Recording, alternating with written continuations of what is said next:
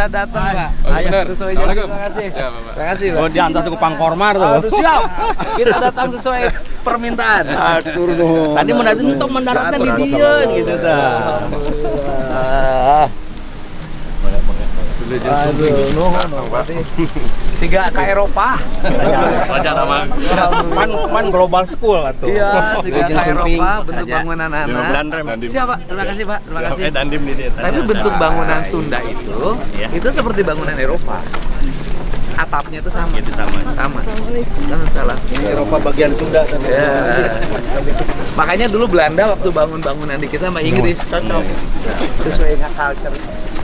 Jadi dijelaskan sedikit Pak. Ya. Asli nama mau SMP Unggul. SMP. Udah siap. Tapi dalam diskusi Alah. itu dari Dik Pak sekalian dengan SMA-nya Borneo. Oh, Makanya SMA-nya belum jadi tuh. SMA Tapi belum Juni jadi. udah jadi. Baru Kalau jadi. SMP sudah. Hanya sudah ya. SMA insya Allah Juni selesai. Yang SMP siswanya berapa? Oh, tahun ini baru mulai pendaftaran. Cek tadi mah SD udah pas 6 nih. Nah, Pak SMP. jadi memang kalau pembentukan karakter harus berkesinambungan. Betul. SD berapa siswanya? kelas kan ya? Sudah 6 Udah kelas 6 sampai kelas Satu 6. kelasnya? Enggak banyak, kita hanya 15, 10 gitu enggak banyak. Nanti pun SMA itu ya boleh 20 lah satu. Keren, keren. Kagero. Oh, hebat pisan sekolah anak halus. Makanya dibener kan dia gitu. Kudu udah. Di parental. Izin saya, tuan rumah kok kayak jadi tamu, mohon maaf. Saya lebih bisa siap. Assalamualaikum. Salam Bapak sehat. Nuhun pisan. Pangkormar, Irjenna, Bapak nuhun. Pokoknya anu naleh hungkul. Nah, saya tadi udah izin ke Kasal, Pak. Mabes Saud tidak lu sebentar.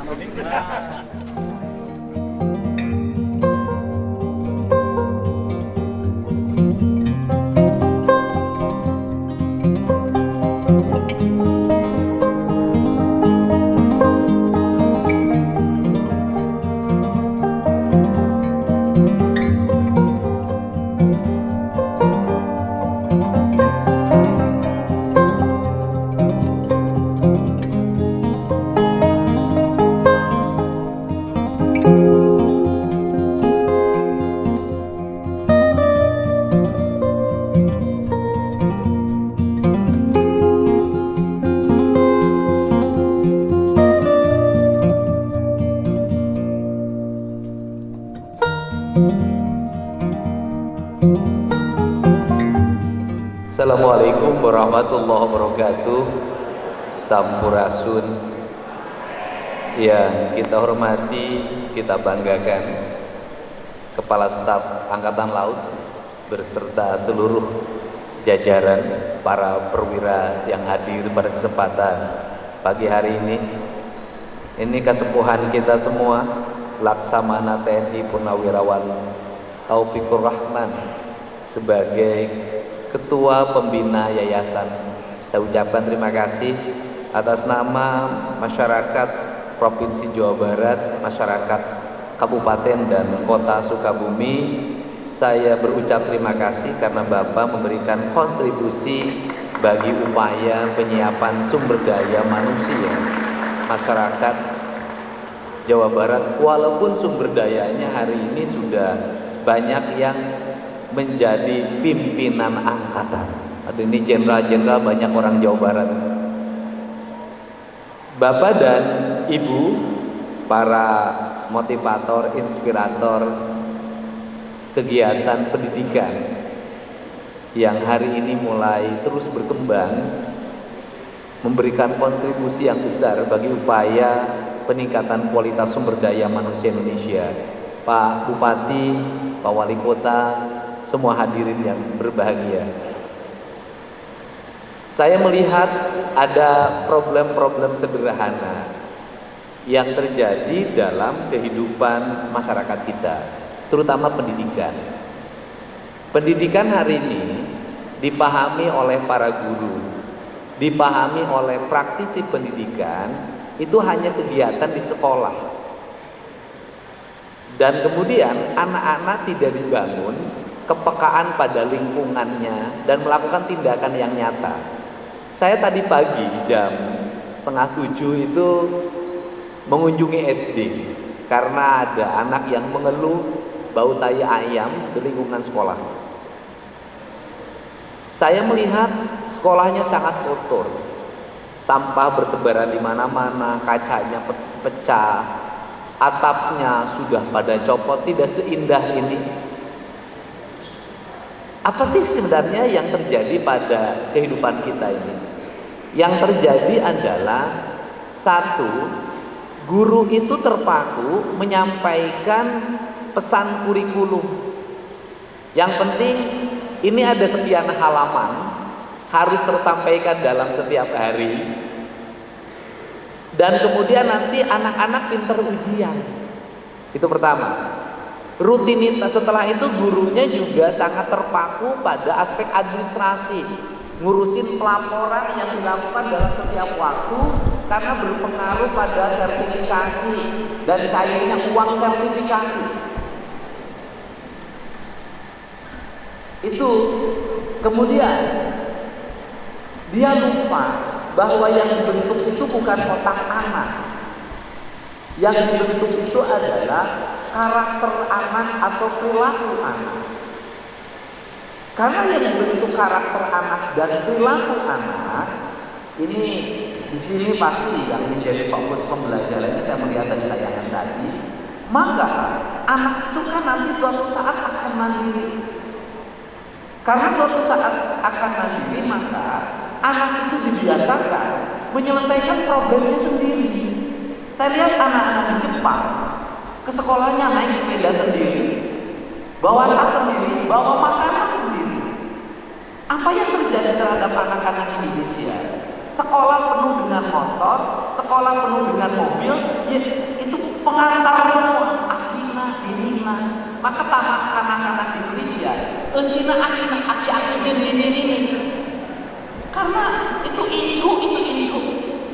Itu sehingga anak kita ini itu.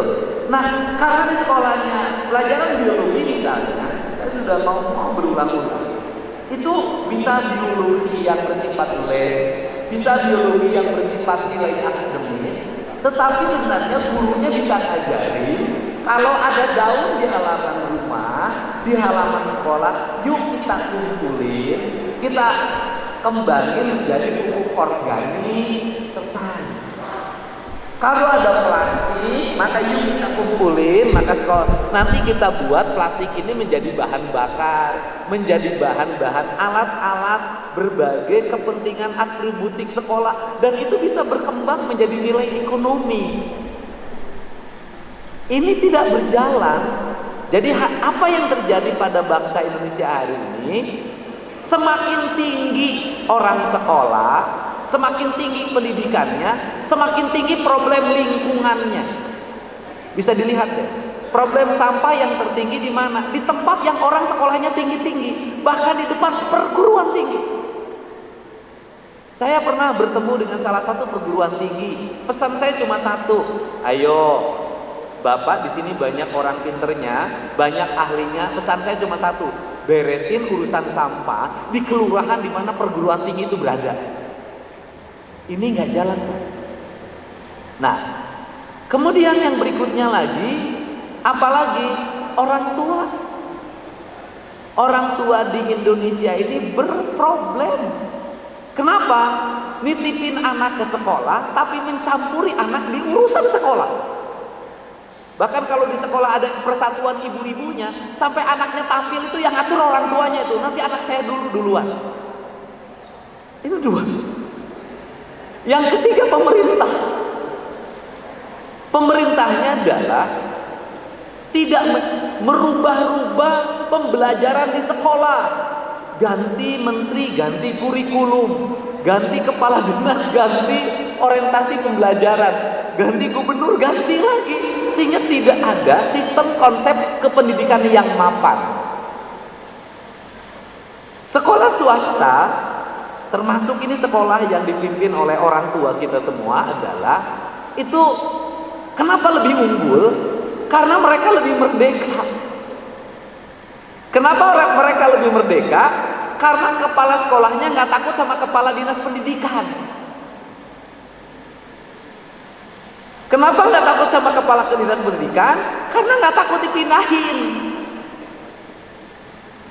Karena nggak takut anggarannya dikurangin.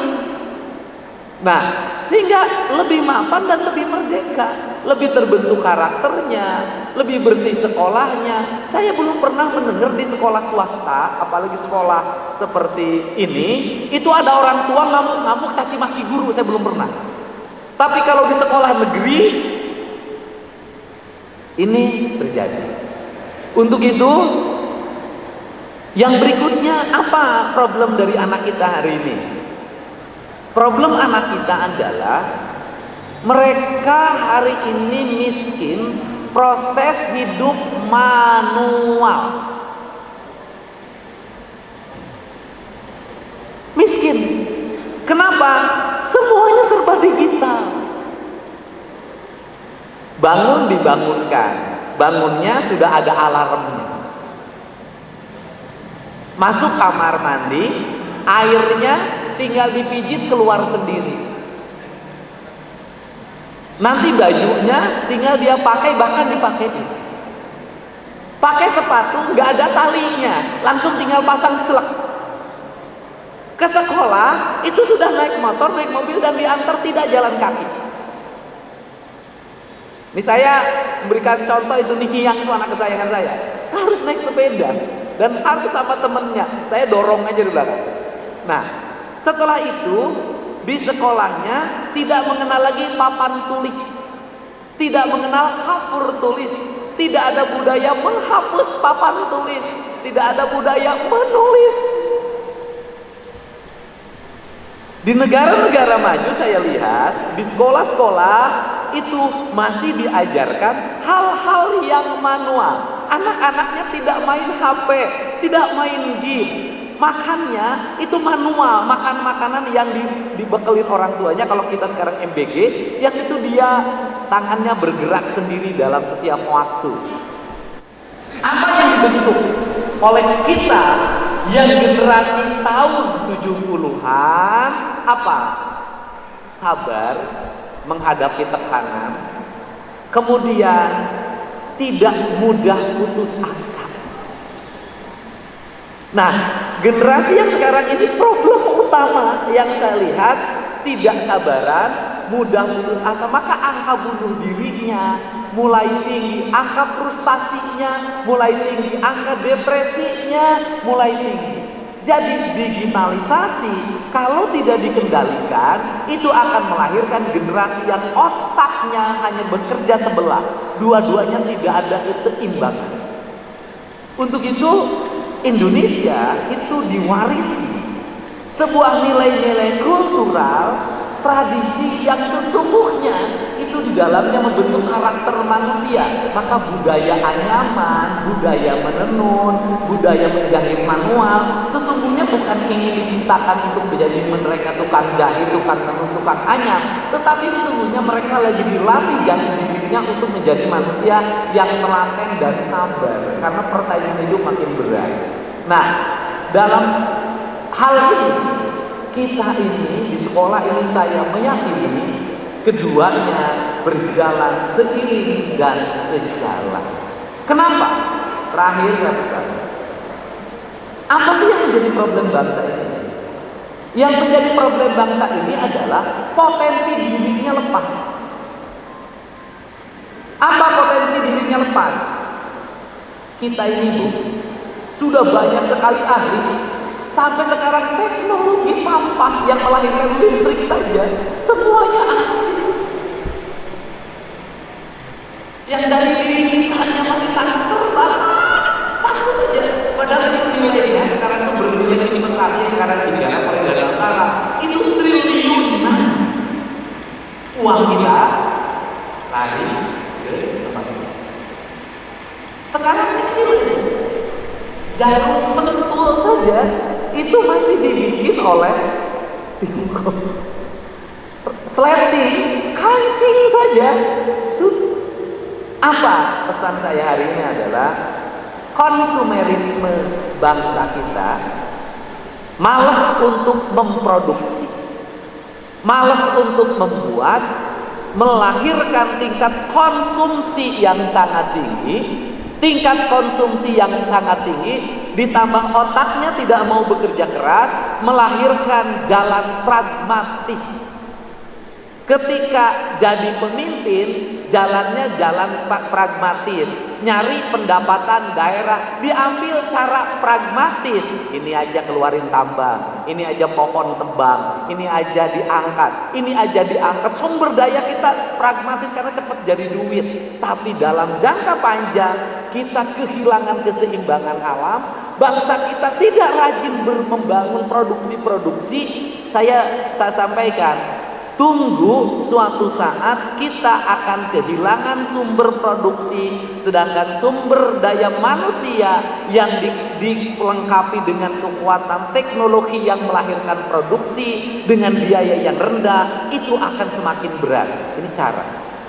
Untuk itu saya ngajak pada semua, saya yakin Bapak di sekolah ini, teknologi yang dikembangkan di sekolah harus mulai adaptif menyelesaikan problem lingkungan. Contoh, ada tanamannya disajikan menjadi tanaman organik, sampahnya dari lingkungan. Kemudian anak-anak diajarkan untuk menanam. Setelah diajarkan anak-anak untuk menanam, anak-anak diajarkan untuk menjual produksi tanaman. Setelah diajarkan menjual produksi tanaman, anak-anak diajarkan menjual produksi yang bentuk jadi. Praktikum saya sederhana. Di sekolah nanam cabai rawit, di sekolah nanam tomat, di sekolah nanam bawang. Ini kan ketahanan pangan menjadi suatu luar biasa. Anak-anak itu disuruh membangun letak kesabaran dari mulai nanam biji, ditungguin tiap hari, dan itu menjadi bahan analisis. Jadi anak-anak disuruh oleh gurunya, kamu setiap hari melihat perkembangan itu tanaman dari biji sampai jadi tiap hari. Suruh kasih bawa mikroskopnya, di unsur tanaman itu ada unsur apa saja, kamu tulis. Nanti tanamannya tumbuh. Setelah tumbuh nanti hitung pertumbuhannya dalam sehari tumbuh berapa milimeter. Terus nanti setelah itu berbunga, perkembangan bunganya untuk jadi buah butuh waktu berapa hari. Kemudian nanti sudah jadi buah. Setelah jadi buah nanti kasih pertanyaan, apa yang engkau lakukan pada buah yang dihasilkan dari tanamanmu. Kemudian nanti anaknya arahnya kemana.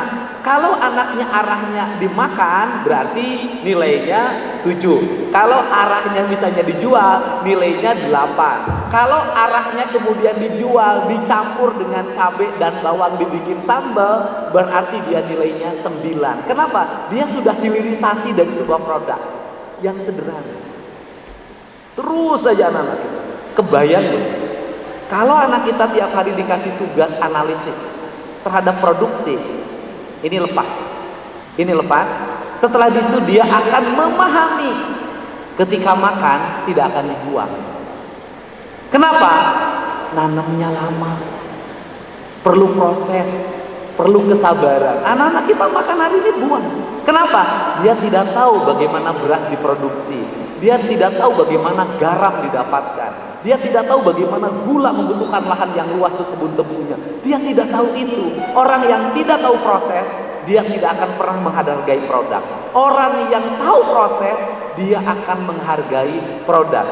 Jadi tentara yang ujung-ujung jadi perwira, latihannya tidak panjang, pasti akan menganggap mudah meraih pangkat. Tapi bagi mereka yang ikut operasi di laut, marinir, operasi sampai gunung, dia akan merasakan untuk nyampe tanda pangkat ini aku butuh pengorbanan ini. Dia akan sangat menghormati tanda pangkat yang dipakainya. Beda yang naiknya ujung-ujung beda. Nah, ini penting. Jadi kita punya kesempatan hari ini membentuk anak kita dengan dua hal. Satu, aspek yang manual, yaitu perkembangan otak kiri. Dua, aspek yang digital, yaitu perkembangan otak kanan. Kenapa? Karena Papa Kalima Pancer itu mengajarkan itu. Pancawaluya, Cagir, Bagir, Bener, Pinter, Singir mengajarkan itu. Sehingga di Sunda pendidikan itu satu, sehat dulu. Karena nggak ada arti jadi profesor kalau setruk. Kemudian setelah cager baru bager. Baik dulu, setelah baik baru bener. Bener dulu, baru pinter. Di Islam, sidik, amanah, tabligh, patonah. Patonah itu terakhir. Pinter itu terakhir.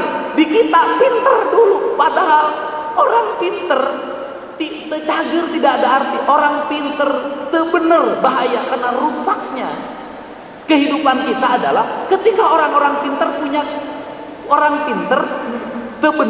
punya kendali keuangan, kendali kekuasaan, rusak, kecepatan kehancurannya cepat orang pinter ini.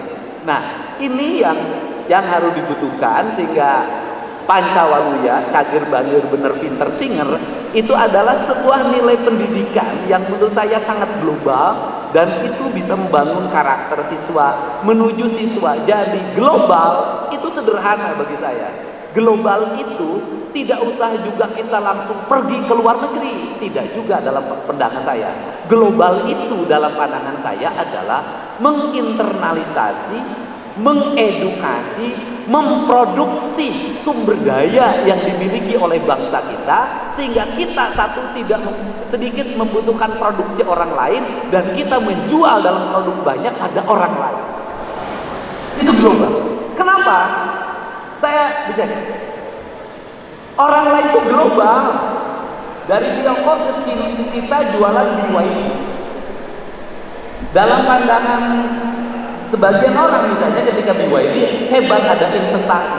Dalam pandangan saya ada investasi tapi itu juga akan duit kita keluar. Kenapa?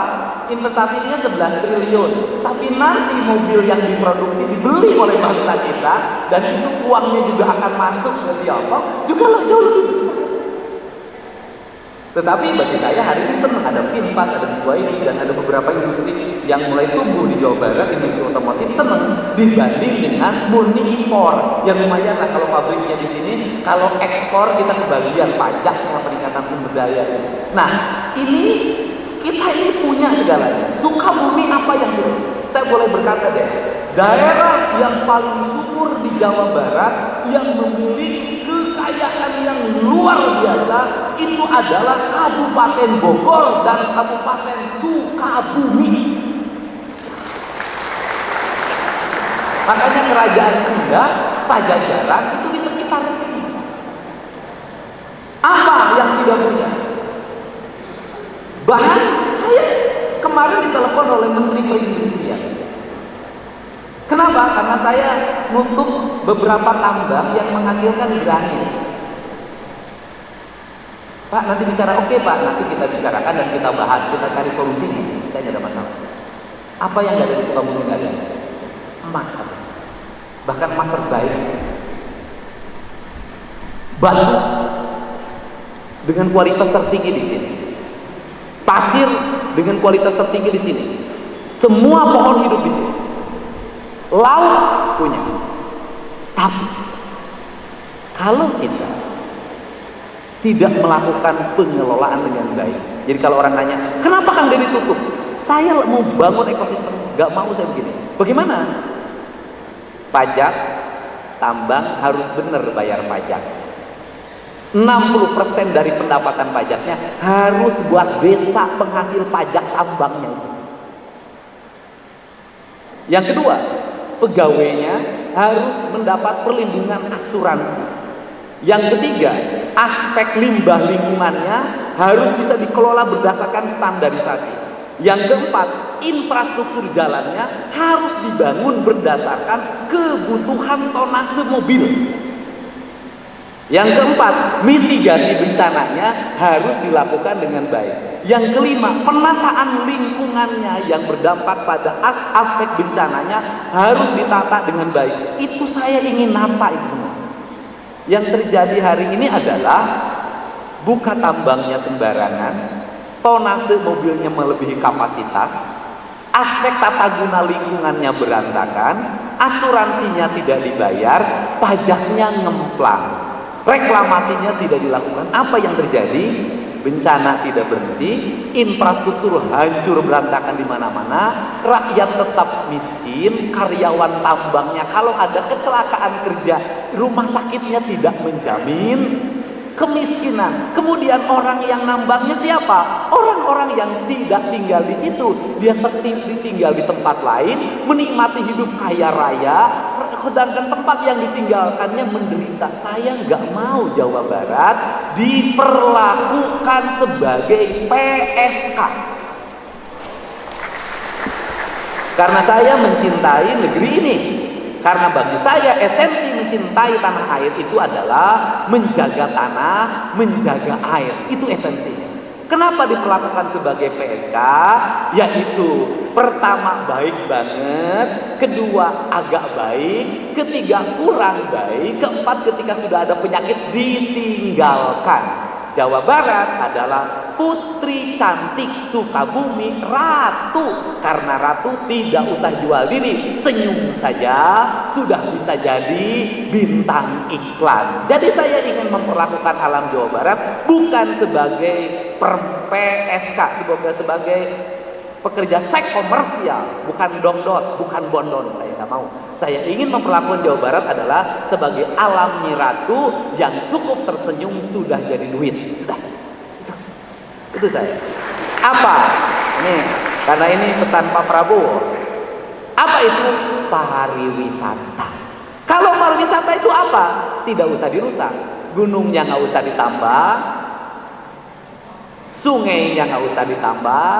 Cukup gunungnya ditata, rumah-rumah rakyat ditata, jalan-jalannya bersih tertata, bangunan pedagang kaki limanya tertata, senyum merkah dalam setiap waktu, jembatan-jembatannya dibikin tertata, berarsitektur seperti arsitekturnya sekolah ini. Ketika dilihat di udara seperti mau turun di Inggris.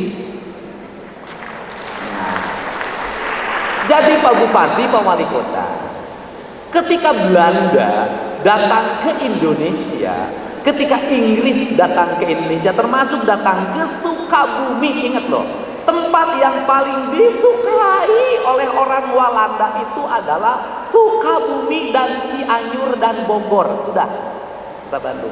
Cirinya apa? Walanda bangun anak-anak banyak, bikin perkebunan, dan apalagi wanita nugelis menurut karakter Sunda itu di Sukabumi. Sudah, walaupun saya sampai sekarang belum dapat jodoh di sini.